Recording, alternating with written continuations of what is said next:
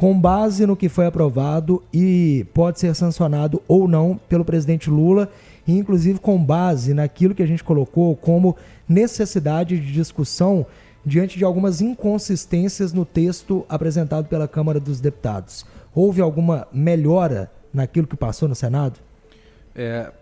Teve um ponto de melhora que estabelece de maneira um pouco mais crível o formato de repasse, né, para os entes subnacionais, nesse caso estados e municípios, né, que vão perder arrecadação por conta disso, de como que na verdade isso poderia acontecer ao longo do tempo, né? Então teve algumas mudanças semânticas, né, no texto e que foram positivas, tá? Porque minimiza o risco de repasses indevidos. Eu acho que essa que seria a colocação. O que passou? Entrei então assim, em 3 grandes blocos, né? Manteve-se a extensão dos benefícios até 7.350, porque uma coisa é a isenção até os 5.000 e depois um escalonamento de benefícios, né, até 7.350 e não de 7.000 como era o plano original. Aqui eu acho que assim, de maneira exaustiva já foi discutido, né, mas o grande ponto que é o preocupante, né, entre aspas aqui, né, que eu acho que assim, tem que colocar aspas para ficar mais claro, né, talvez, tributar dividendos que são enviados ao exterior.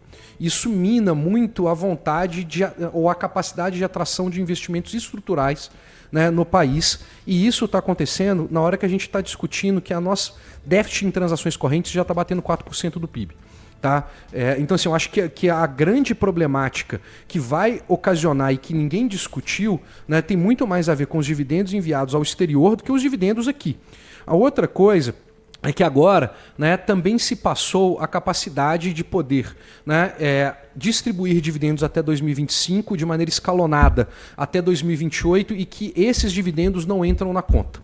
Isso, então, obviamente que agora vai gerar, né, um processo de aceleração da decisão das empresas, das holdings e de todos para que façam isso, né, com as distribuições até 2028, porque, né, se passou a não capacidade de tributar o passado. Que ótimo, né? Não vamos tributar o passado. Né? Lucros distribuídos antes de 2025 não entram nessa conta, só a partir de 2025, mas, né, um ponto que é importante, tem que ser aprovado a distribuição de dividendos até 2025 em ata, né, das empresas e etc., mesmo que o escalonamento do pagamento aconteça até 2028. Então, tudo que a gente está falando, né, o processo de neutralidade, né, que vai acontecer, ela só acontece a partir de 2028, né, porque a grande maioria das empresas vai optar por, né, olhar para suas reservas de lucro, né, vai olhar para várias outras coisas que ele podem colocar que estão dentro do balanço para poder minimizar esses impactos para os seus acionistas. Isso é um fato óbvio que vai acontecer.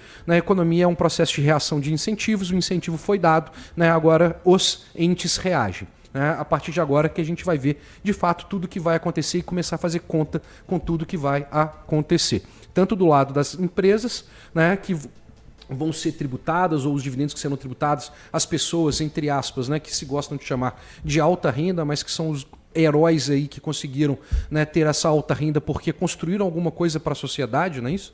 Isso acho que é um ponto bastante importante de colocar, né? Empresário, nesse caso, ele construiu alguma coisa e o lucro é alguma coisa que a sociedade está deixando que ele tenha exatamente por esse serviço bem prestado para ele. Então faço meu coro nesse sentido, mas novamente, né, é um processo que vai, né, na sequência do trade-off da equidade e da eficiência e com impactos eleitorais e políticos, talvez muito mais relevantes do que sejam os impactos econômicos da medida de fato. Eu colocaria esses pontos aqui. Agora o que acontece daqui para frente são alguns malabarismos contábeis, econômicos, que têm que ser feitos, não tem jeito, para adaptação à nova regra. É interessante a fala do Gustavo, porque a gente precisaria repetir isso quase como um mantra. Vamos mudar essa mentalidade que infelizmente o brasileiro tem, alguns países o Brasil tem, de criminalizar quem empreende, criminalizar quem é bem-sucedido. Se a pessoa é bem-sucedida e não obteve por práticas criminosas, e sim pelo seu trabalho, é bom que nós incentivemos, porque isso dá a oportunidade de todos nós que decidamos trabalhar e empreender, temos a mesma possibilidade. Se sim ou se não, será uma consequência, mas a possibilidade existe. Quando a gente criminaliza, o empreendedor, quando a gente criminaliza o sucesso, a gente impede que nós tenhamos a chance de também ter sucesso.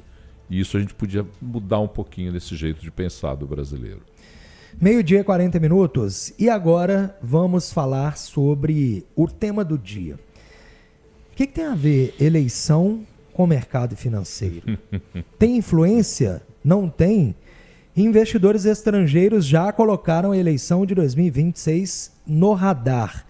E o site Neofit trouxe uma reportagem bem rica sobre esse assunto, ouviu pessoas do setor e analistas já dizem que tem uma dúvida e uma certeza. A dúvida é: qual será a política fiscal após as eleições? E a certeza é que só haverá mais dinheiro entrando no Brasil se o próximo governo, quero deixar isso bem claro, seja ele de direita ou esquerda, mostrar compromisso com aquilo que a gente fala muito aqui, ajuste de contas públicas. Tá mexendo com o preço, Gustavo? Eleição do ano que vem? Eu achei essa entrevista absolutamente fantástica para desmistificar parte, talvez, de uma questão meio que hipócrita do mercado, desculpa a palavra forte, né, de que falar que eleição até agora não faz diferença no preço dos ativos, que é uma falácia que eu acho gigante, por vários motivos. Mas o grande ponto, o grande mérito de escutar algo desse tipo é que quem está tendo coragem de discutir o processo eleitoral, quiçá, né, todos sabemos que já começou há bastante tempo, não é isso? Já começou há bastante tempo, né, são os estrangeiros. Né, e são os estrangeiros que têm feito preço em todos os ativos por aqui. Né, inclusive bolsa. A gente já discutiu assim, bolsa na máxima, etc. Está todo mundo lambendo o dedo porque ninguém pegou essa alta aí. Né, ninguém teve feito riqueza aqui. Quem pegou essa alta, na verdade, foi muito mais gringo, né, dinheiro gringo, do que qualquer outra coisa. Né, a gente é um dos bull markets, né, mais odiados de todos os tempos no Brasil. Né, assim, essa alta ninguém pegou, né, porque exatamente foi estrangeiro que pegou. Né, e, de novo, o estrangeiro é o primeiro que está com coragem de discutir o processo eleitoral. Né, ele já está fazendo preço e vai continuar fazendo preço. Muito embora a gente, obviamente, não tenha, né, a certeza do processo eleitoral, porque ainda não se decidiu os candidatos. É tudo probabilidade. É isso? Mas só que a grande questão e o que importa para a gente olhar aqui, né, duas coisas. Primeiro, a nova situação de contorno, que mudou a nova situação de contorno. Já tivemos essa discussão antes, né, e ontem acabou vazando, né, o que é fazer preço? Né? Ontem acabou vazando, né, na coluna lá do Lauro Jardim, né, do Globo, né, uma pesquisa restrita que o Planalto tinha, né, solicitado, né, para ver qual era o impacto das discussões de segurança pública depois do evento, né, e tudo mais. E mesmo que tenha saído, por exemplo, hoje a nova Futura, a Futura e etc., e isso já tivemos discutido outras pesquisas, né, o resultado que saiu é que o ganho de popularidade, né, do presidente, que aconteceu de maneira vertiginosa, e também discutimos isso, né, em setembro e em grande parte de outubro, foi basicamente meio que esvaziada sobre a única temática, que é a temática de segurança pública. Né, e isso tem tudo a ver com o que o Paulo fala, por exemplo, da COP mais cedo. Né, isso pegou muito mal, acionar GLO, né, lei e ordem para COP, para proteger político, para proteger estrangeiro e não para proteger população. Né, pegou muito mal, e pegou muito mal a insistência, né, do governo de se isolar ainda mais nesse discurso de segurança pública, quando, né, a população em si, né, demonstrou qual é o real apoio, né, dentro dessa parte da segurança pública. Então a situação de contorno mudou. E se a situação de contorno mudou, a gente não pode olhar de maneira trivial o processo histórico para trás. Sabe o que eu quero dizer com isso? É o seguinte: o mercado brasileiro, gestores, todo mundo fala assim, preço no Brasil por conta de política só começa em março. Meu amigo, essa eleição é completamente diferente de todas as eleições que a gente teve. Né? Que é exatamente o que o Júlio falou. Ou vai ao racha agora.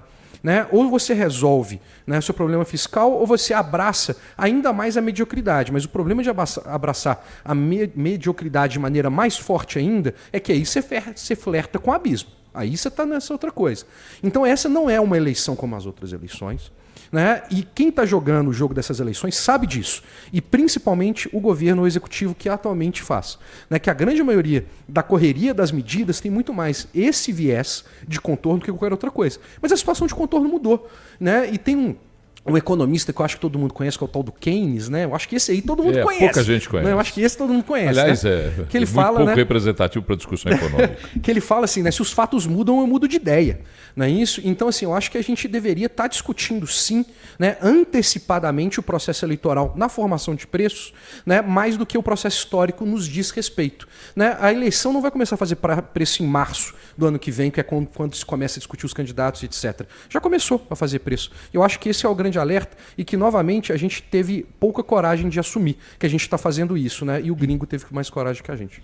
Tem um filósofo que eu conheço há muito tempo, chama Gentil de Souza Leite, meu pai, que ele dizia o seguinte: meu filho, se alguém te apresenta uma ideia melhor do que a sua, faça a adesão a essa ideia o mais rapidamente possível, porque você vai estar abreviando e ganhando tempo. Então, se os fatos mudem o seu jeito, mude o seu jeito de pensar.